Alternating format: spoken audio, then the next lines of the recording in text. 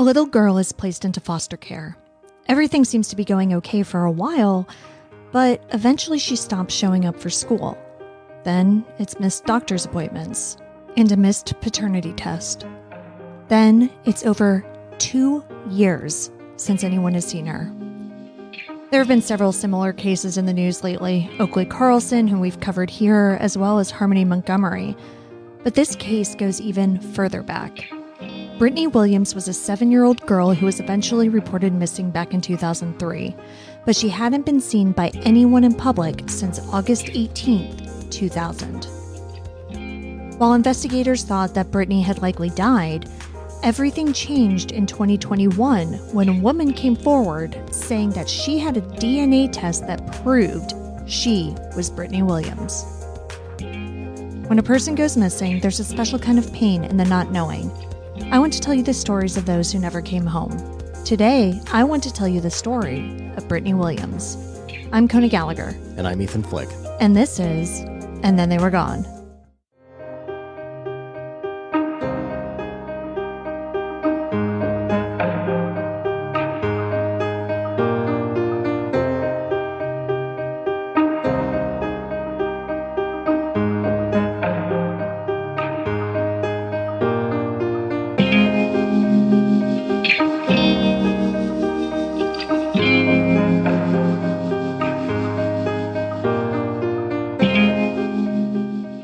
Welcome back, everyone. Welcome back. Thank you for joining us once again. So for those of you who are on our Patreon, we released a little behind the scenes video in which we talked about our challenge recording this episode and potentially recording future episodes. Ethan and I both have COVID right now. Yay, COVID recording. Yeah, so he's actually congested, so his voice might be a little bit off today. I think it sounds sexier. Yeah, I think so too.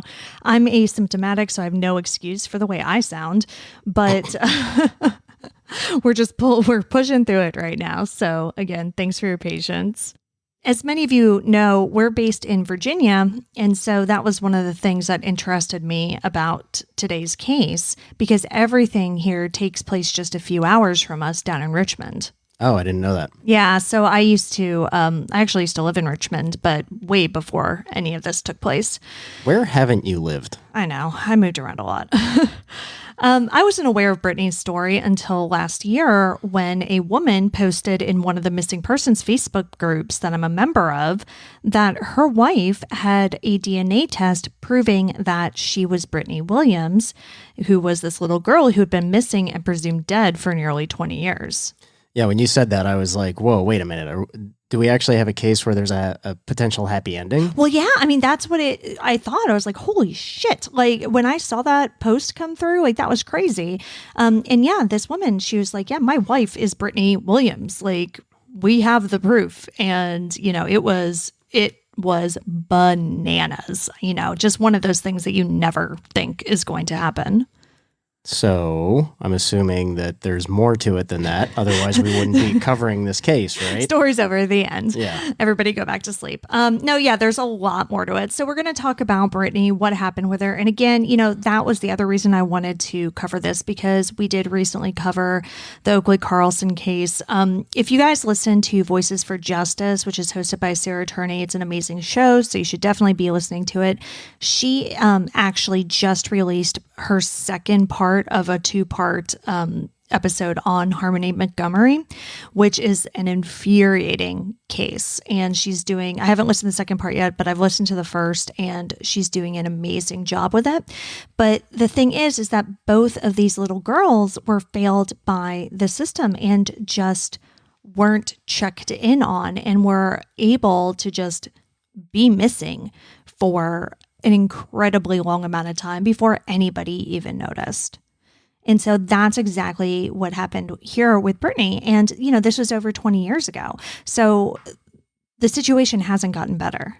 These are systemic problems that, I'm hoping by talking about, again, like I've said before in cases like this, like I said in the Oakley case, like I said in the Orrin and Orson Welles case, like my hope is that by talking about these and bringing attention to them, that people understand that this isn't just an issue with a particular state or a particular agency or even a particular time period. Look, the system is broken. So I was a social worker probably 19 years ago. Right. As a social worker, you do your best, but things get missed. And I'm not making excuses for the social workers, but like it's a tough system to work in. It's a tough system to be involved with, and it almost feels like nobody's really looking out for the kids. Yeah, it's crazy. And this is a unique case for a couple of reasons. One, Brittany was medically fragile. And two, but actually so is Harmony Montgomery. But two, this didn't involve a traditional foster care placement. This involved a private foster home. I hate every word that you just said. Privatized foster care? Yeah. I mean, we see how privatized prisons are going. Do you think that privatized foster care, aka just like child sex trafficking, is going to work out well? Yeah, so we're gonna get into that whole situation too, obviously. So it's a disaster. With this case, I found out about it when this woman came forward last year, and I almost like immediately grabbed you and hopped on the mic and did like a bonus episode, like, oh my God, like this girl has been found after 20 years. But, I like figured it would make more sense to get a little more information, like wait until we figured out exactly what's going on. And I'm glad I did, because like it's taken a lot of twists and turns. So now, it's time, I think, that we can really just dig in and talk about this whole thing. All right, well, let's do it. Let's get into it. Yeah. But before we do, I do want to take a moment to thank our newest Patreon members, Elise L. and Jeanette M. Thank you very much for your support. Thank you so much. Thank you. I know our schedule's been wonky lately. I know it's been disappointing, so it really does mean a lot to us. So right now, let's get to the story of Brittany Williams. Brittany Renee Williams was born on March 20th, 1993 in Virginia to Rosemarie Thompson. Rosemarie had a difficult life, and she was plagued with substance use issues. When Brittany was born, Rose already had one daughter, a girl named Anastasia. Anastasia eventually went into the foster care system and was adopted, but I'm not sure on the timeline of that. So I actually don't even know what the age difference is between the two of them. So I don't know if Anastasia was already in the system by this point, or if Rosemarie had custody of her then. But eventually, both children would go into the system. When Rosemarie was about 6 months pregnant with Brittany, she received devastating news. She was HIV positive.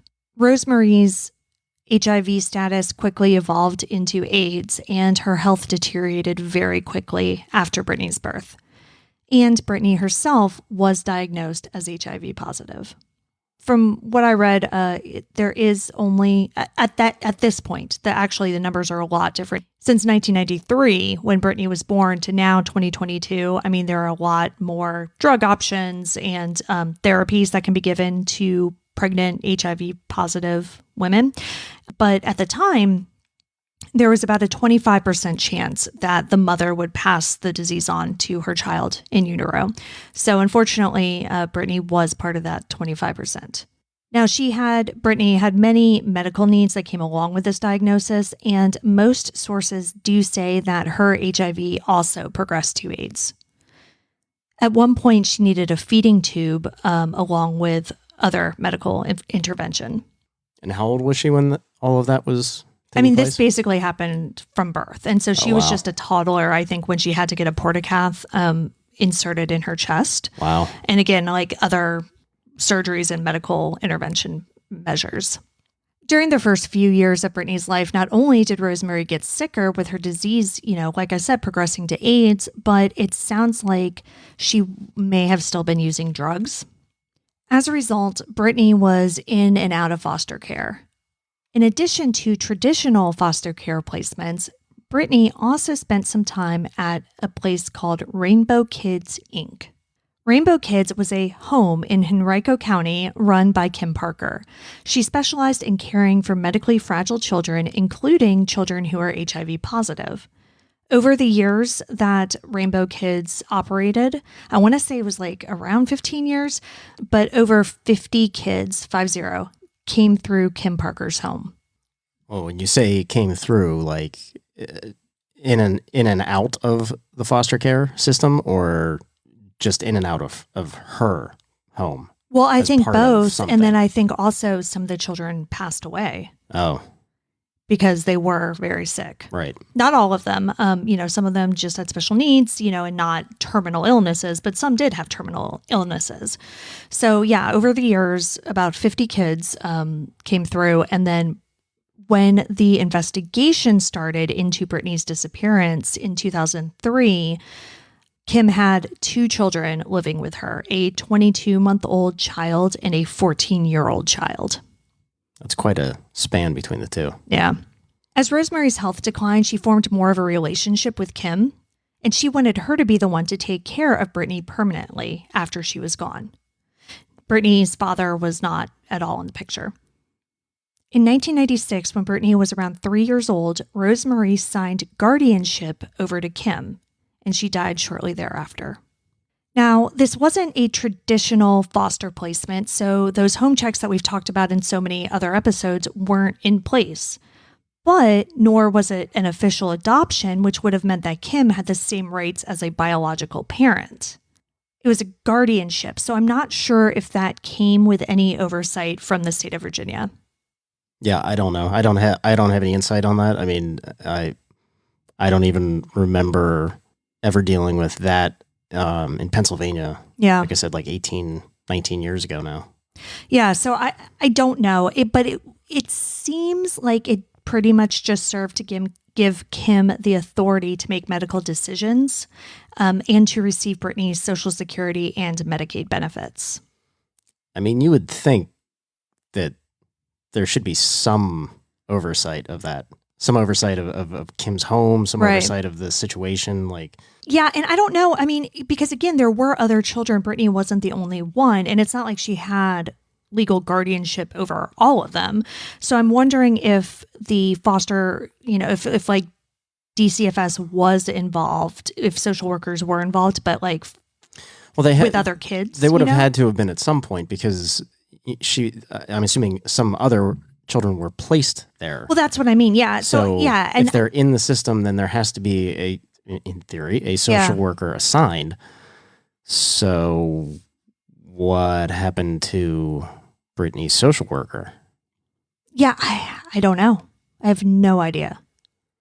Because, I mean, even though the legal guardianship passed to Kim, Brittany should still have a social worker. She should still have an open case if she was in the system.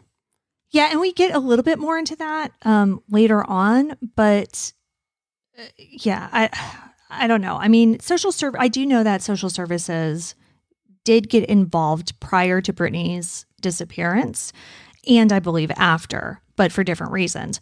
So Kim Parker's charity, Rainbow Kids, Inc., as in incorporated. Yeah, I picked up on that. Yeah. Generally not how charities are named, right. Actual 501c3 nonprofits. It was not a registered nonprofit, as you may have guessed. It was basically just something she made up in order to sound official. This was her home that she was running this out of. This is basically, just like somebody running a home daycare center, except she wasn't licensed in any way either, nor was she a nonprofit. Which leads me to another question is, how did social services start placing kids there? Yeah, so I'm wondering if maybe she was a licensed foster parent. Yeah. But the charity, in quotes, itself was not a registered nonprofit or a licensed child care center or whatever. So yeah, again, it's murky. It's very murky. You could almost write some of that off as maybe she didn't have all the proper paperwork, because it really is very difficult and time consuming to register something as a 501c3.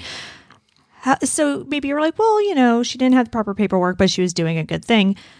She wasn't really even doing a good thing, though, as it turns out. She wasn't providing a very healthy environment for these children.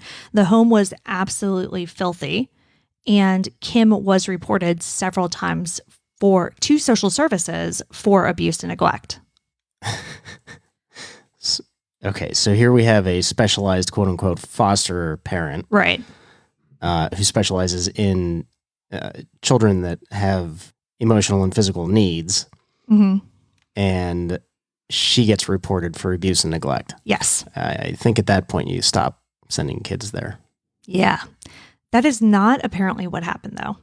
Because at the very least, I do know that some of these reports happened prior to, when I mentioned that the 22-month-old and the 14-year-old were living there. So yes, this did not stop it. Furthermore, the findings from social services were never released to the public, which is not surprising because they very, very rarely are.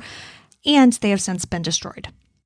Cool. Yeah, so they no longer exist. So anybody is a guess. So much for FOIA. Yeah, well, exactly. So Brittany remained in Kim's care for the next 4 years. So again, she legal guardian. That happened in 96 when Rosemary died. At some point during this time, Kim started using some of the money that she was getting in benefits for Brittany and I'm assuming the other children, totaling around $18,000, and she used it to do upgrades on her home.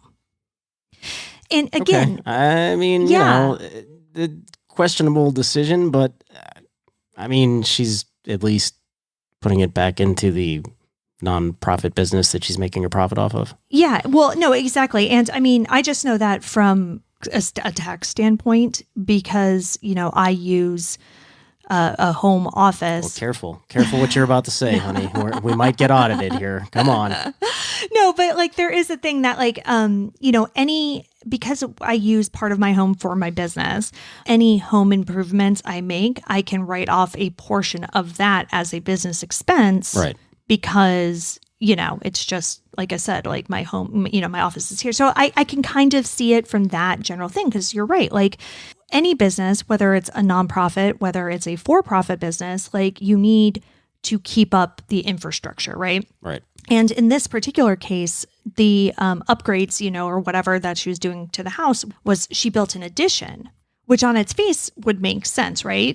That because it seems like it was a pretty small house. And so, you need more room for kids. That on its face isn't incredibly scandalous to me, I guess. In hindsight, it obviously looks very bad. Henrico County Deputy Commonwealth's Attorney Mike Fienmel said of Parker, quote, "The money coming in was how she was living," end quote. Brittany's childhood friend, Sarah Minter, lived just 2 blocks away from Kim Parker's house. She said that Brittany was a sweet, vibrant child and told reporters, quote, "She was soft-spoken and had the biggest smile you'd ever want to see." Though her mother was dead and the man Rosemary said was Brittany's father was in prison, Brittany still had a family member nearby, her aunt, Brenda Martin. Brenda, who was Rosemary's half-sister, remained close with Brittany. She was around when Rosemary and Kim first met at the hospital where she and Brittany were receiving AIDS treatment. But Brenda didn't or couldn't care for Brittany? No, she couldn't. And we actually talk about that a little bit later because that does come up. But no, she was not able to take Brittany in. But I also didn't mean for it to sound as, I don't know. Accusatory? Yeah. Well, no, and I get that because I think that's everybody's natural first question. You have a close relative. But yeah, she wasn't able to take Brittany in. But she did, help out as much as she could. Got it. Though Rosemary clearly took a liking to Kim, Brenda said that she always thought there was something off about the woman. She was just one of those people who was relentlessly kind in a way that did not feel genuine to Brenda. She told NBC 12 in 2019, quote, "She basically just pounced on them. I can do this for you, I can do that for you," end quote. Perhaps a little too eager to get Brittany under her care. Yeah, and that's kind of what Brenda thought, but obviously not the vibe that Rosemary got. Brenda would regularly visit Brittany at the Rainbow Kids' home. She said that while there were a few times that she would come over in the morning and Brittany would seem sad as she was getting on the school bus, overall, Brittany was a very happy child. She was also very aware of her disease. Brenda says that one day Brittany broke a plate and cut her hand. Brenda went to go help her niece, but Brittany said, quote, "No, you can't do that because of the blood. I'll take care of it," end quote. Despite the calls to social services in the home that Brenda confirmed was filthy, everything seemed to be going relatively okay until the summer of 2000, when Brenda received a bizarre and distressing phone call from Kim. Kim called Brenda and said that she couldn't handle Brittany anymore, and she wanted Brenda to take her. She told Brenda that she couldn't handle the little girl who was 7 by this time. She also said, and get ready for this, that Brittany was flirting with the men who were coming to work on the house. A 7-year-old flirting? 7. Mm-hmm. Okay. Sounds like every child molester that's ever come up with that excuse, saying that they were flirting with them. Yeah. If that's not disgusting enough, according to Brenda, Kim followed this accusation up with, quote, "She's going to be like her mother," end quote. Oh, wow. Yeah. Okay. As the conversation went on, it seems as though Kim inadvertently revealed what the real problem was, that Brittany had lived longer than she expected her to. Jesus, really? Yeah. She was fine with taking in a toddler for a few years, collecting the money, and then moving on after her death, but Brittany remained healthy. And apparently, Kim was done dealing with her. That's really fucked up. Yeah. Jesus. Yeah, it's really bad. She told Brenda that if Brenda did not take Brittany, that she would give her away to 2 women who lived in California who had previously been volunteers at Rainbow Kids. So Brenda was obviously aghast and completely thrown off guard by this entire conversation. And so I don't know how this call ended, what. Probably not good. Well, exactly. I mean, but it did not end with Brenda agreeing to take Brittany. So 2 days later, after I'm sure Brenda was just stewing on this and trying to figure out what she could do, she called Kim back. And, she was hoping to work something out. She was going to tell her that she'd watch Brittany more, but that she couldn't adopt her because she already had 3 children at her home. She already had 3 kids. She was also a single mom. She was struggling and she just couldn't take on not only another child, but another child with the medical needs, the intense medical needs that Brittany had. But when she spoke with Kim, Kim told her, "You're too late."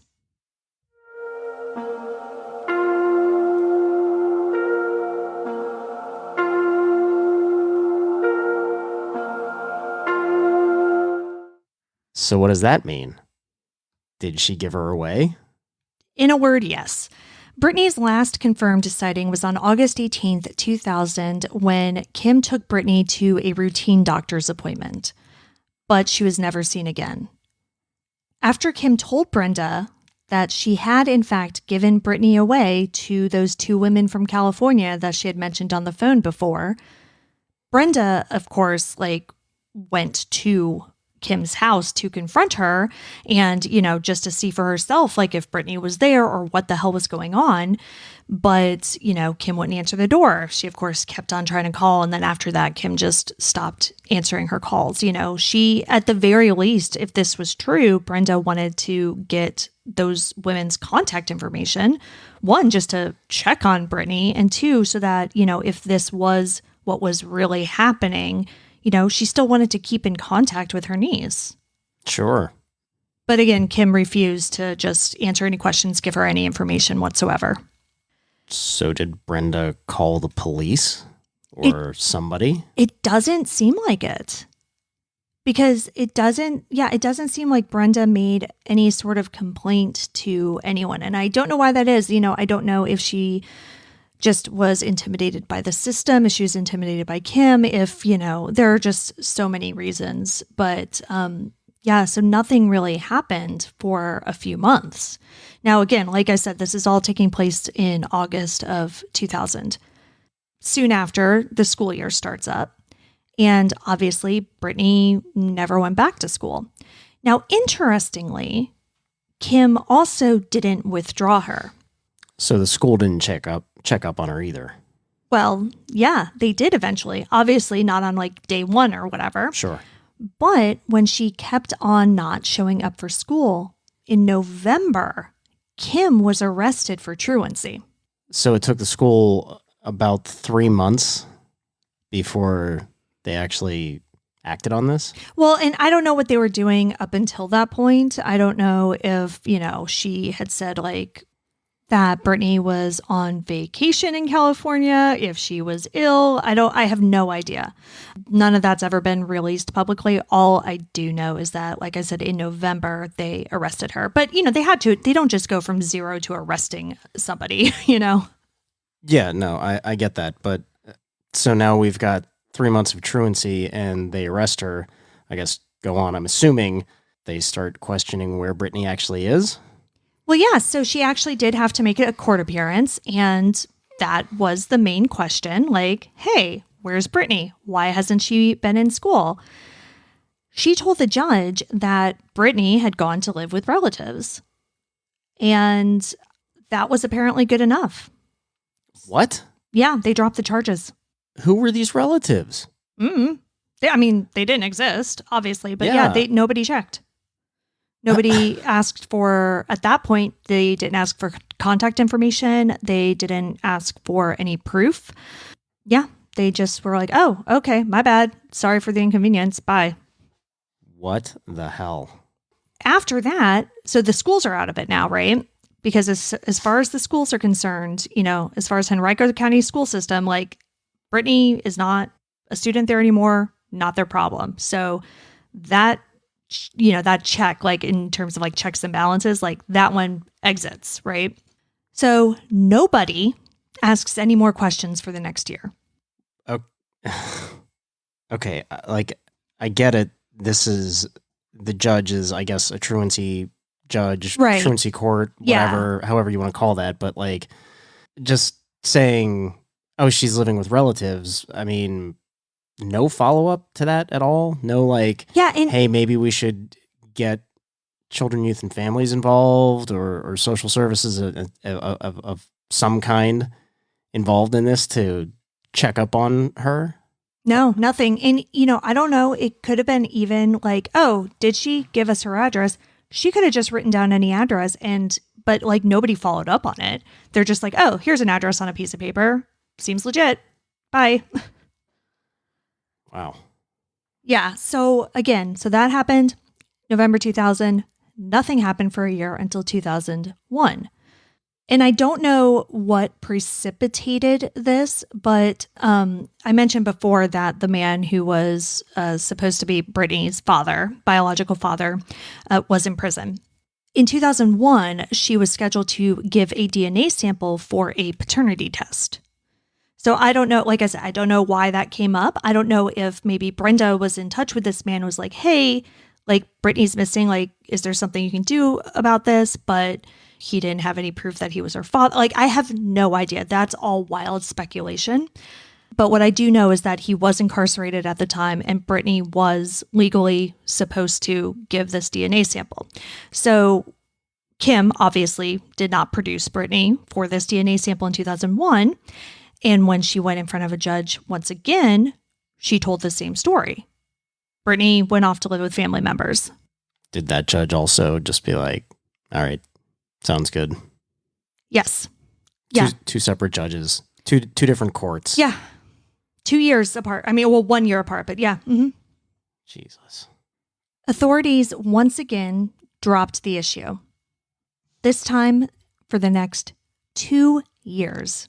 And when it got brought up once again and an investigation was finally started, it wasn't because a social worker checked in. It wasn't because, a concerned neighbor checked in. It wasn't because of anything like that. It was because of a reporter.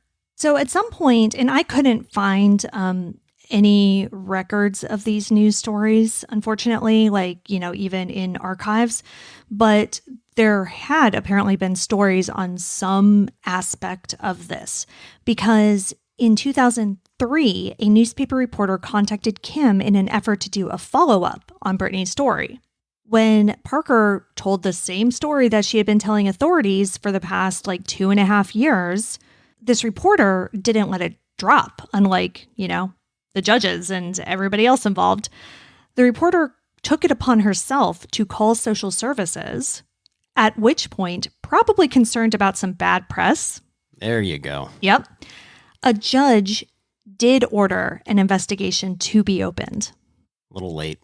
Yeah, and this is at the beginning of 2003. So at this point, it's been nearly 2.5 years since Brittany has been seen by anybody.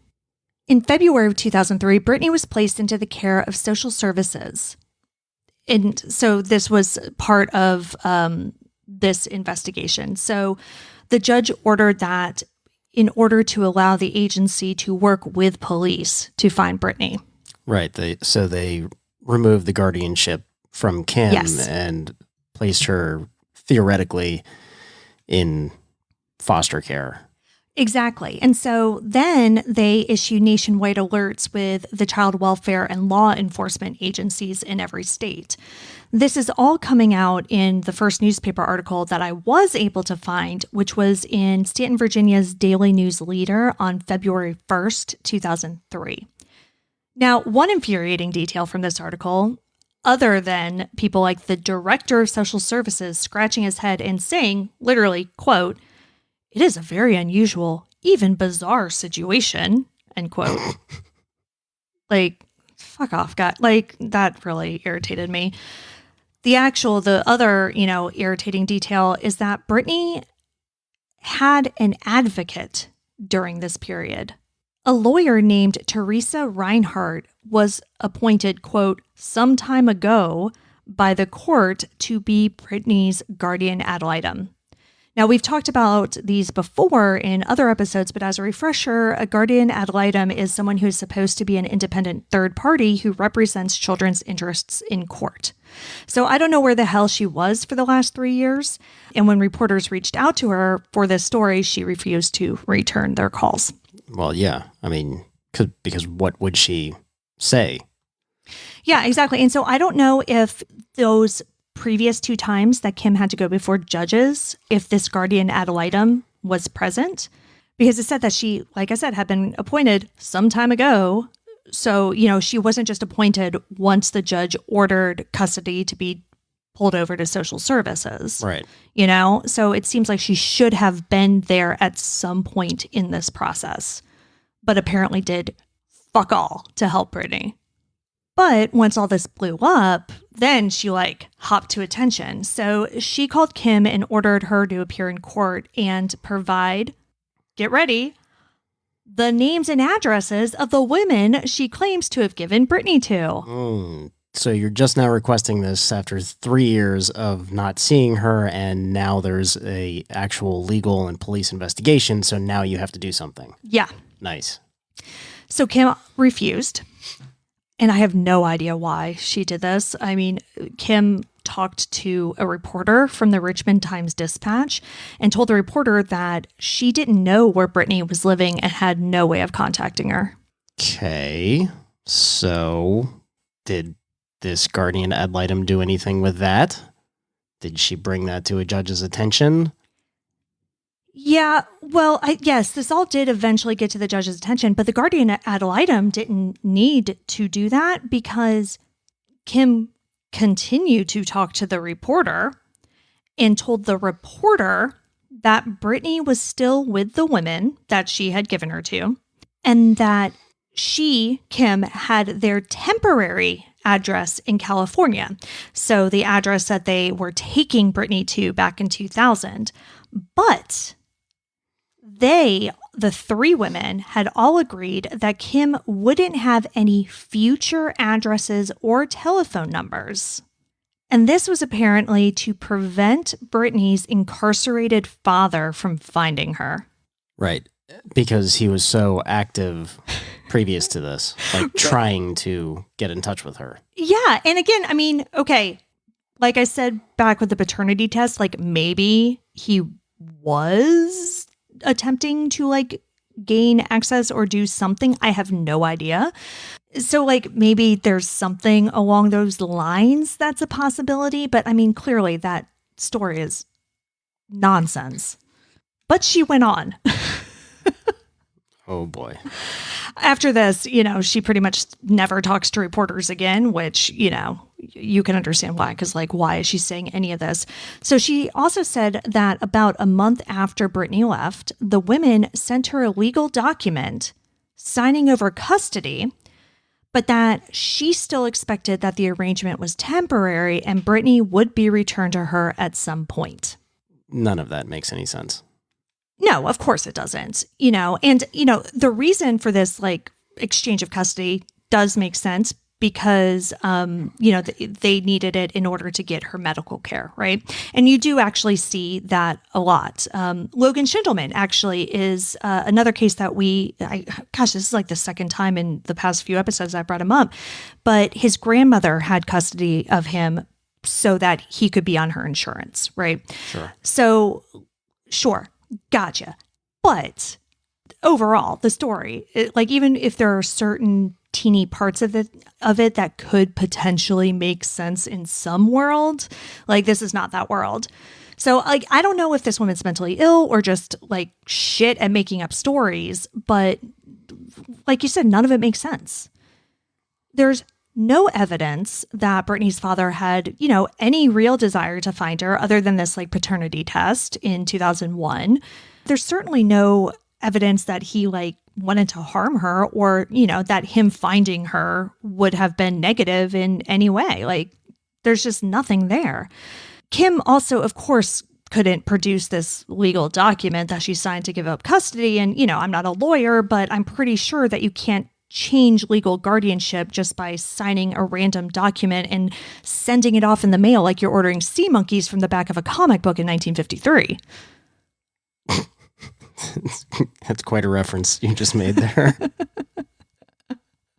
Kim was later finally arrested, but not for anything substantial. She was arrested for contempt of court. So basically, when the judge ordered the guardianship to be changed over to social services, Kim was supposed to physically produce Brittany so that could happen. Obviously, she didn't. So she was arrested for contempt of court for failing to produce Brittany for that and for the 2001 DNA test, which, again, if that was such a big fucking deal, why didn't they arrest her back in 2001? Right. But, whatever. So she's arrested for contempt, which is like a nonsense bullshit, nothing charge. Police also were able, though, to get a warrant to search Kim's home.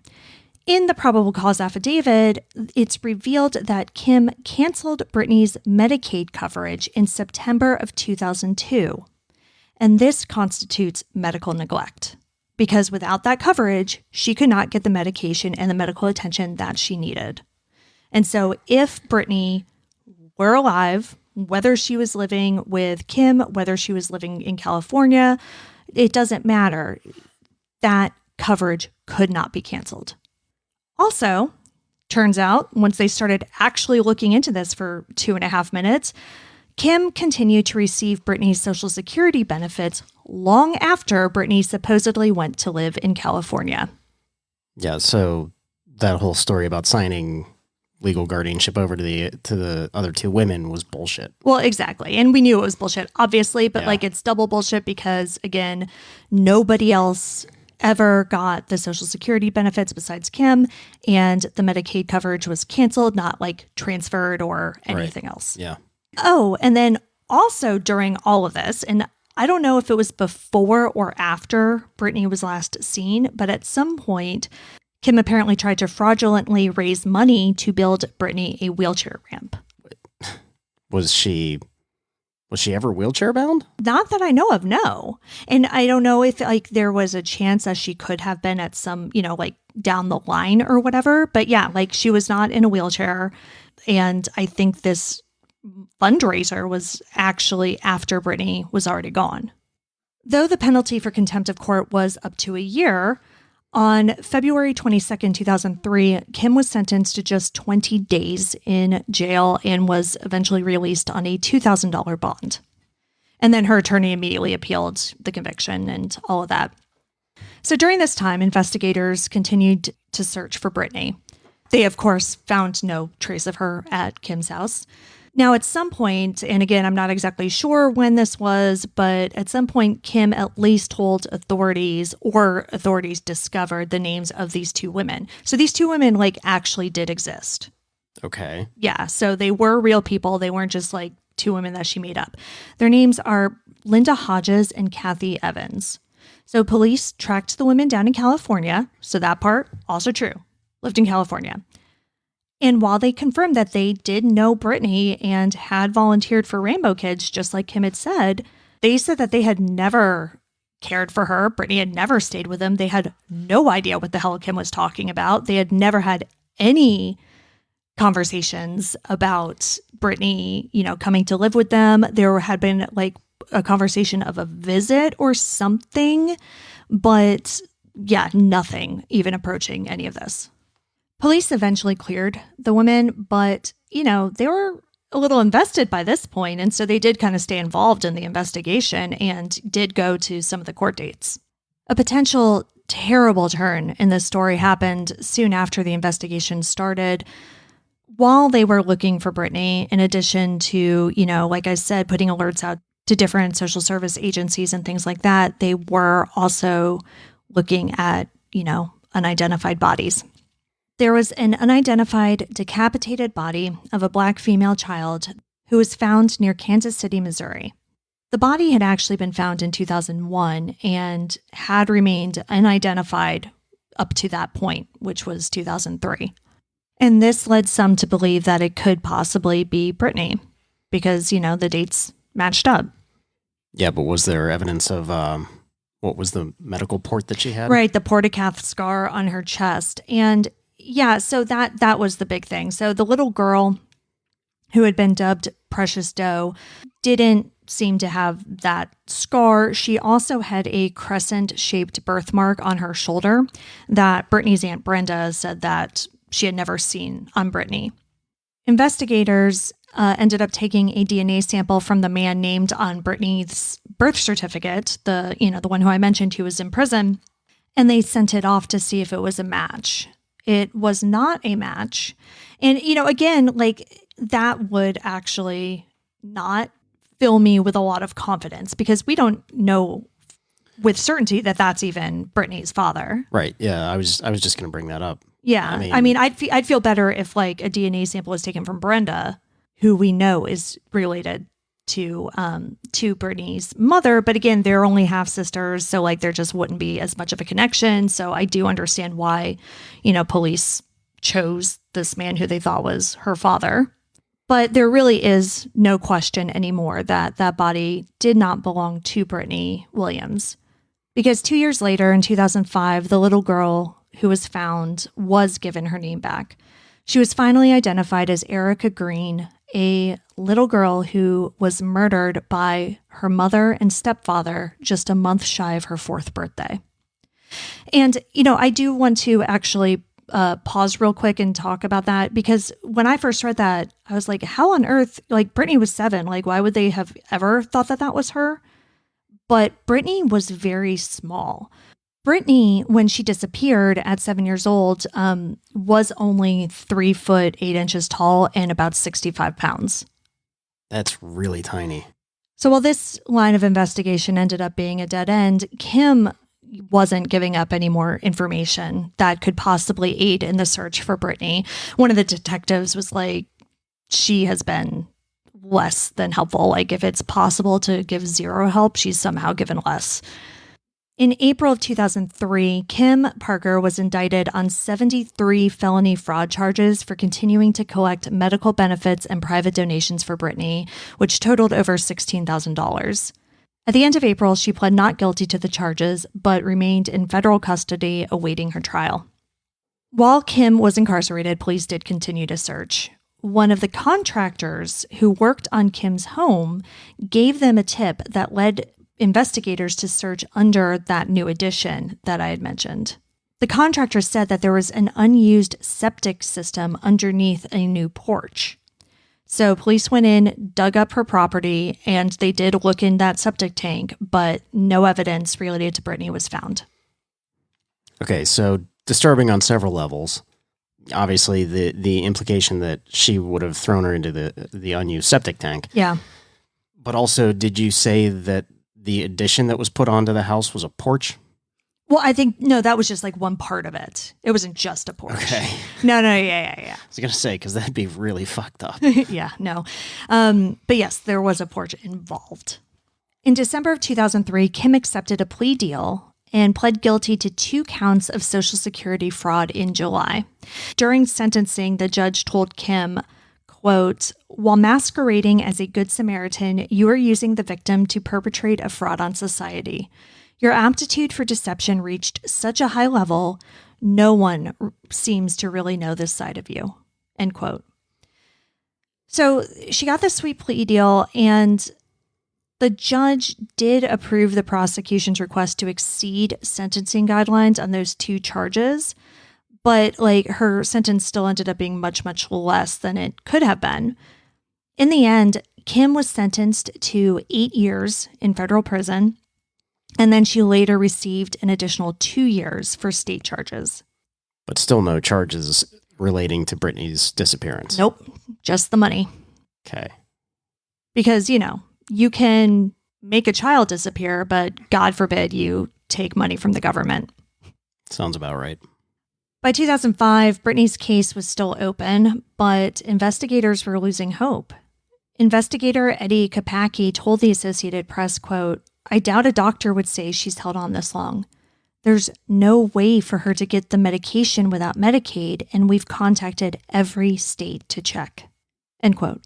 Well, at least it sounds like the investigators now are doing their due diligence. Yeah, and yeah. searching for her. No, it does seem like they are. I mean, 2.5 years after she's last seen, Yeah, what are you going to be left with? Exactly. So what they were left with, is what he said, like contacting every state, contacting social services, contacting, Medicaid offices, right, things like that. Yeah. Contacting hospitals and clinics who treat AIDS patients. Yeah. So it sounds like they did all that and they just couldn't find her. While police continued to receive tips over the years, they never found any other evidence regarding Brittany's whereabouts. Kim Parker was eventually released from prison and moved out of state. She has never given any additional information on Brittany to police, to reporters, to anybody. The case of Brittany Williams remained cold until a shocking claim in 2021. On August 21st, 2021, almost 21 years to the day after Brittany Williams was last seen alive, a woman named Daja made the following all-caps post in a Cold Cases Facebook group. Quote, "Brittany Renee Williams is alive. She's working with detectives as of the time of this post. They lied. She does not have HIV or AIDS. They lied to collect benefits off of her. She was illegally adopted and brutally abused her whole life. I am married to her. She is in my profile video with me. There are so many lies told in her story," end quote. The thing that's throwing me is that they lied about her having AIDS. Yeah, that was what she was claiming. But isn't there medical proof that she had AIDS? I mean, she had that port put in. That's true, and that's undisputed, but there is, that could potentially have been for another medical reason. I don't know how you do that. How you can claim somebody has AIDS and collect benefits for it if there's no medical proof of it. Right.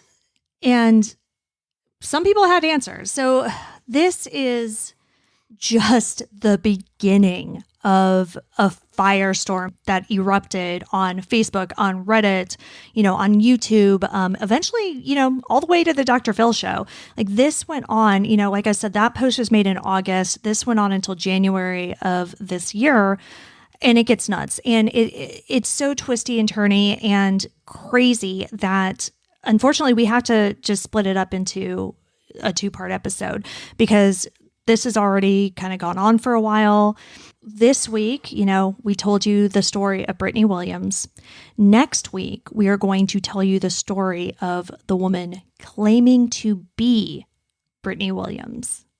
So that's what we're talking about next week. But if you are on our Patreon, we will be releasing that episode much sooner, probably right after you finish listening to this one or just a little bit after.